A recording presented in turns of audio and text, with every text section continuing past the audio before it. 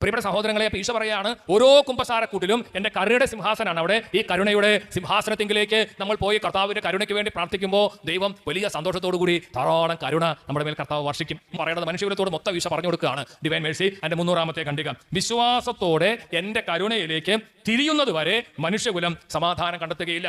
എന്നിട്ട് ഈശോ പറയുന്ന കാര്യങ്ങൾ നോക്കിയേ, വളരെ പ്രധാനപ്പെട്ട കാര്യം ഈശോ പറയുകയാണ്. ഒരു ആത്മാവിൻ്റെ അവിശ്വസ്തത മൂലം ഞാൻ എത്രമാത്രം വേദനിക്കുന്നു. ഈശോ പറയുന്നത്, ഞാൻ പരിശുദ്ധനും നീതിമാനുമാണെന്ന് ഈ ആത്മാക്കൾ ഉദ്ഘോഷിക്കുന്നു, എന്നാൽ എൻ്റെ കരുണയിൽ വിശ്വസിക്കുകയോ എൻ്റെ നന്മയിൽ ആശ്രയിക്കുകയോ ചെയ്യുന്നില്ല. പിശാചുക്കൾ പോലും എൻ്റെ നീതിയെ പുകഴ്ത്തുന്നു, എന്നാൽ അവർ എൻ്റെ നന്മയിൽ വിശ്വസിക്കുന്നില്ല. കരുണ എന്ന നാമധേയത്തിൽ എൻ്റെ ഹൃദയം ആനന്ദിക്കുന്നു. ഈശോ പറയാണ്, ഇന്ന് ചില ആളുകൾ ഞാൻ പരിശുദ്ധനാണെന്നും നീതിമാനാണെന്നും പറയും, പക്ഷെ ഞാൻ നല്ലവനാണെന്നും കാരുണ്യവാനാണെന്നും ചില ആളുകൾ പറയുന്നില്ല.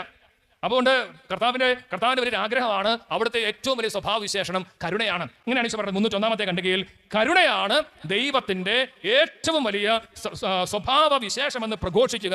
എൻ്റെ കരവേലകളെല്ലാം കരുണയാൽ മഹിമ അണിഞ്ഞിരിക്കുന്നു. ഇപ്പൊ ദൈവത്തിന്